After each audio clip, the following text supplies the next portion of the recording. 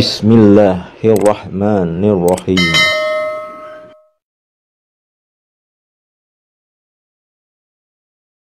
A'udzubillahi minasyaitonirrajim. Bismillahirrahmanirrahim.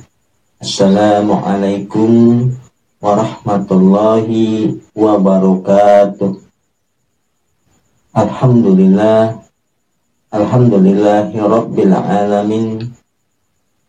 Wassalatu wassalamu ala asrafil anbiya'i wal mursalin wa ala alihi wa ashabihi rasulillahi ajma'in. Ashhadu an la ilaha illallah wahdahu la syarikalah wa ashhadu anna Muhammadan abduhu wa rasuluh. Allahumma sholli wa sallim wa barik wa karim wa azim ala sayyidina wa habibina wa syafi'ina wa qurrati a'yunina wa maulana Muhammadin wa ala alihi wa ashabihil kiram wa man tabi'ahum bi ihsanin ilahi yaumidin, amma ba'du. Bersyukur kita kepada Allah dengan mengucapkan alhamdulillah. Alhamdulillahirabbil alamin. Segala puji bagi Allah yang telah memberikan kita banyak kenikmatan. Nikmat yang utama yaitu nikmat iman, nikmat Islam, nikmat sehat, nikmat kesempatan dan waktu luang, sehingga kita masih dapat dipertemukan kembali di channel Cahaya Al-Qud ini yang insya Allah selalu membahas hal-hal yang bermanfaat, baik manfaat di dunia dan kelak manfaat di akhirat. Kemudian sholawat dan salam tentunya tetaplah kita limpah curahkan kepada junjungan kita Nabi besar Muhammad Sallallahu Alaihi Wasallam dengan kita mengucapkan Allahumma sholli ala sayyidina Muhammad wa ala ali sayyidina Muhammad. Insya Allah dengan kita senantiasa bersolawat kepada Rasulullah, kita akan mendapat syafaatnya, baik itu syafaat di dunia dan kelak syafaat di akhirat. Amin ya rabbal alamin. Saudara-saudaraku, para pemirsa channel Cahaya Al-Qud dimanapun Anda sekalian berada, saya doakan semoga Anda semua selalu dalam keadaan sehat walafiat, selalu dalam keberkahan, selalu dalam limpahan rezeki yang berkepanjangan, selalu dalam kemuliaan dan selalu dalam kejayaan baik di dunia dan kelak di akhirat. Kemudian bagi saudara-saudaraku, para pemirsa yang mungkin saat ini sedang menghadapi suatu masalah, baik itu masalah kehidupan, masalah rumah tangga, masalah hutang piutang, masalah kesehatan, masalah bisnis, perdagangan, ataupun masalah kuliah, sekolah, ataupun masalah apa saja, saya doakan insya Allah semua masalah-masalah yang saudara-saudaraku hadapi insya Allah diangkat oleh Allah Subhanahu wa Ta'ala, diselesaikan oleh Allah Subhanahu wa Ta'ala, dan diberikan jalan yang terbaik dari Allah Subhanahu wa Ta'ala. Amin amin ya rabbal alamin. Saudara-saudaraku, para pemirsa channel Cahaya Al-Qud dimanapun Anda sekalian berada, pada kesempatan perjumpaan kita kali ini saya akan membahas tentang 10 langkah mendapatkan keajaiban tahajud dan sholawat. Nah, saudara-saudaraku yang dimuliakan, yang dirahmati dan tentunya dicintai Allah Subhanahu wa Ta'ala, keajaiban itu akan terjadi pada diri orang-orang yang mempercayainya. Jadi, kalau kamu tidak percaya pada keajaiban, maka jangan harap kamu bisa mendapatkan keajaiban tersebut. Kuncinya mendapatkan keajaiban adalah yakin bahwa Allah akan memberikannya untuk kita. Nah, saudara-saudaraku yang dimuliakan Allah, langkah yang pertama yaitu bukalah semua yang masih menutupi diri kita. Bisa jadi dosa-dosa kita selama ini yang menutupi diri kita sehingga semua pintu tertutup, baik itu pintu rezeki, pintu silaturahmi, dan banyak lagi pintu-pintu yang lainnya. Oleh karena itu, sadari ada kesalahan apa saja yang pernah kita lakukan. Akui bahwa semua yang terjadi pada diri kita selama ini adalah karena dosa kita. Dan terjadinya kejadian buruk yang mungkin kita alami saat ini adalah untuk mencuci dosa-dosa kita agar hati kita menjadi bersih. Kemudian langkah yang kedua, belajarlah ikhlas dengan merendahkan diri serendah-rendahnya di hadapan Allah Subhanahu wa Ta'ala. Selalu ucapkan, saya salah, semua orang benar. Bagi yang belum terbiasa hal ini memang tidak mudah, tetapi ini satu-satunya cara untuk membuka semua yang menutupi diri kita, menjadikan diri kita bersih kembali. Kemudian langkah yang ketiga, sadari bahwa ucapan adalah doa. Oleh karena itu, semua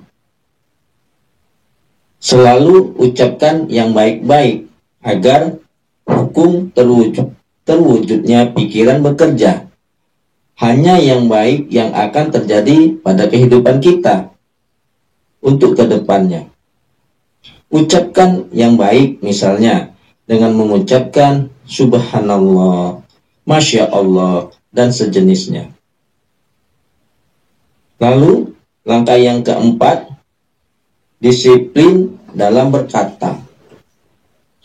Saudara-saudaraku, kita berusaha untuk tetap konsisten berkata yang baik dengan berusaha disiplin dalam setiap kata-kata kita yang keluar dari mulut kita.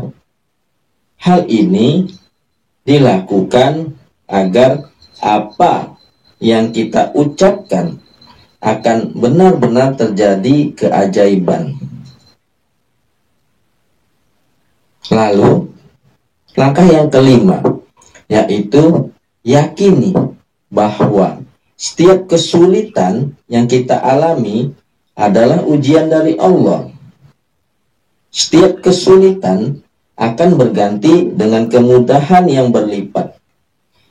Jadi, terimalah dengan lapang dada dan hati yang ridho.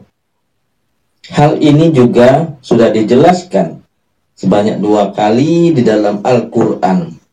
Surat ke-94, yaitu surat Al-Insyirah, ayat 5-6, yang berbunyi, fa inna ma'al usri yusra.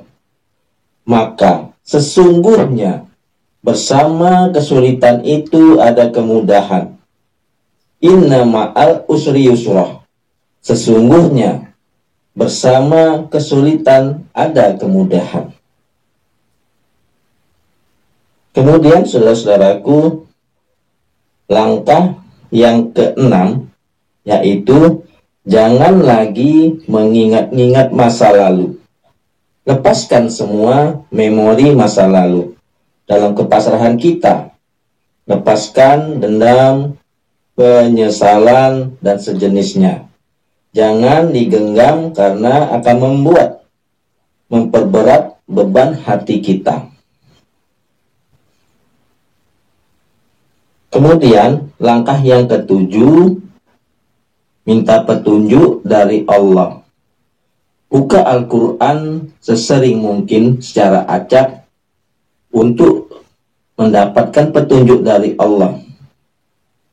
Apapun ayat yang kita temui adalah jawaban dari Allah atas petunjuk yang kita minta.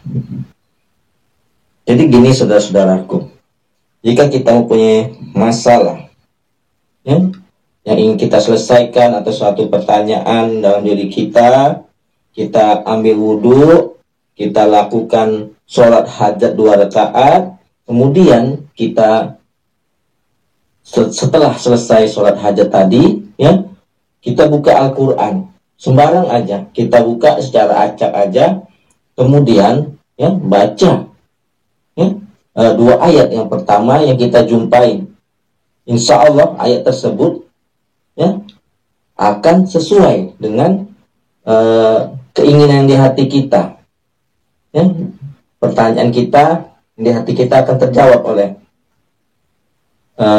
Al-Quran yang kita baca tadi, insya Allah.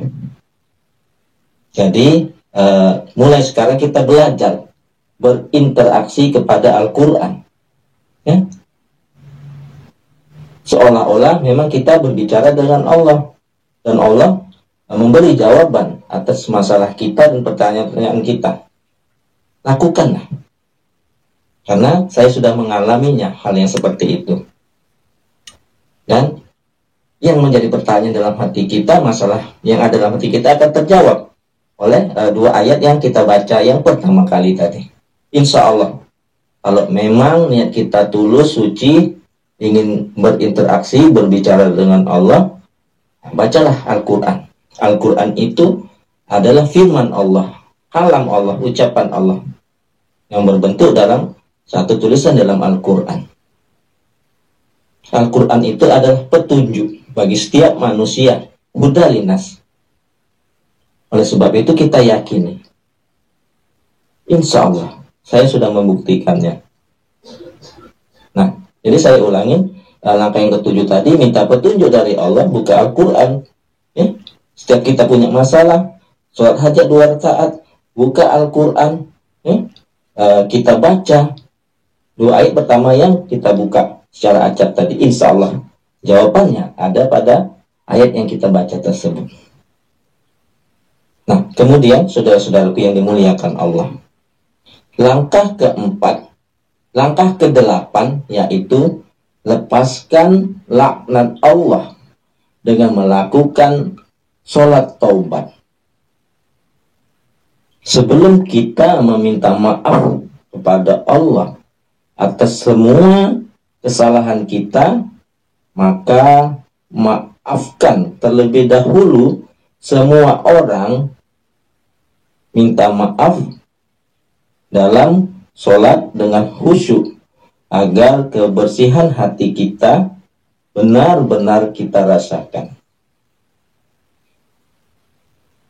Kemudian langkah yang ke-9, doakan kemuliaan dan kebahagiaan orang lain. Jangan lagi kita peduli dengan kebahagiaan kita sendiri, tetapi pedulilah dengan kebahagiaan orang lain. Karena saudara-saudaraku yang dimuliakan Allah, ketika kita mendoakan orang lain, maka ribuan malaikat akan mendoakan diri kita. Dan kita sama-sama ketahui, malaikat itu adalah makhluk Allah yang sangat suci, yang kerjanya selalu beribadah kepada Allah sepanjang waktu. Jadi saudara-saudaraku yang dimuliakan Allah, apabila kita didoakan oleh malaikat, maka doa malaikat tidak pernah tertolak, serta sangat cepat sampai di arsinya Allah. Jadi saudara-saudaraku yang dimuliakan Allah, jangan bosan-bosan kita mendoakan kebahagiaan, kemuliaan orang lain. Karena dengan kita mendoakan kemuliaan dan kebahagiaan orang lain, maka malaikat akan mendoakan kita. Itulah timbal baliknya. Dan kalau malaikat mendoakan kita, pasti doa malaikat diterima oleh Allah Subhanahu wa ta'ala. Karena malaikat makhluk yang suci, yang selalu beribadah, berzikir kepada Allah Subhanahu wa ta'ala. Nah, saudara-saudaraku yang dimuliakan, yang dirahmati dan tentunya dicintai Allah Subhanahu wa taala, langkah yang ke-10 yaitu hiduplah dengan bahagia. Jangan kita pernah mengeluh, berkeluh kesah ya dengan nikmat yang telah Allah berikan. Ya, barang siapa yang selalu bersyukur atas nikmat yang telah Allah berikan, maka Allah akan menambah dan menambah nikmatnya kepada kita. Dan apabila kita kufur, ingat, azab Allah sangatlah pedih. Maka, saudara-saudaraku yang dimuliakan Allah, hiduplah dengan hati yang bahagia, perasaan yang bahagia, dan rasa syukur atas nikmat Allah. Mulai dari sekarang, biasakan tersenyum ketika kita terbangun di pagi hari. Ucapkan syukur sebanyak mungkin sehingga perasaan kita bahagia. Hadirkan energi-energi positif di dalam diri kita, lingkungan kita, sehingga dalam keseharian kita energi positiflah yang masuk di dalam diri kita, sehingga hidup kita akan bahagia. Nah, saudara-saudaraku yang dimuliakan, yang dirahmati dan tentunya dicintai Allah Subhanahu wa taala, itulah tadi 10 langkah untuk mendapatkan keajaiban tahajud dan sholawat yang kita dawamkan selama ini, yang kita kerjakan secara istiqomah.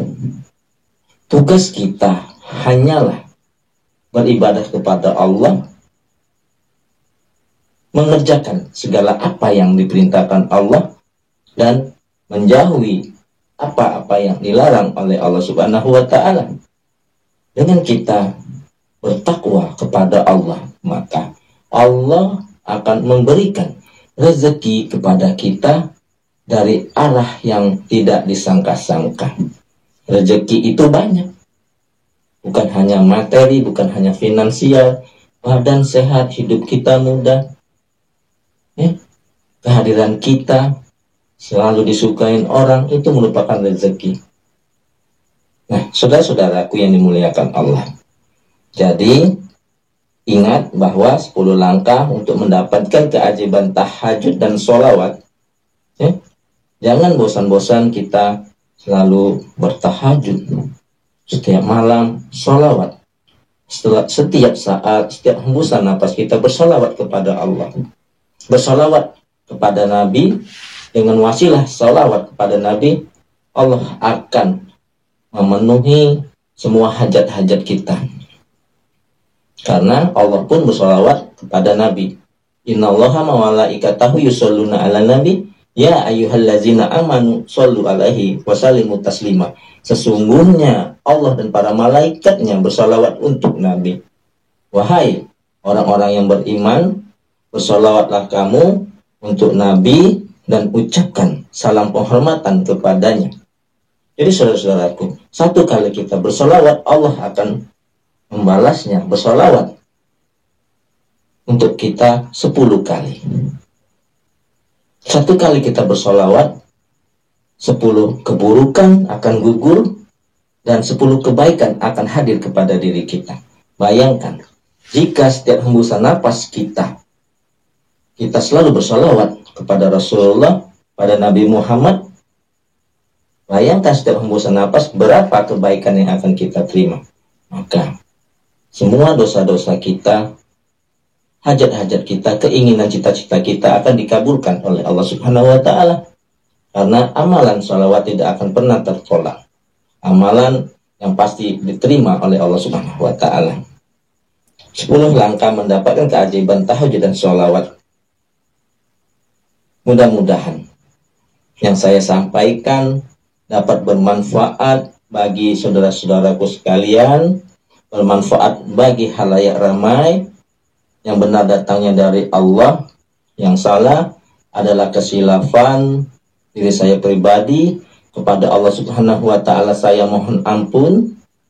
Subhanakallahumma wa bihamdika asyhadu alla ilaha illa anta astaghfiruka wa atubu ilaih wallahul muwaffiq ila aqwamit thoriq. Sampai jumpa di video-video lain yang berikutnya yang insya Allah selalu bermanfaat dari dunia sampai ke akhirat. Wassalamualaikum warahmatullahi wabarakatuh.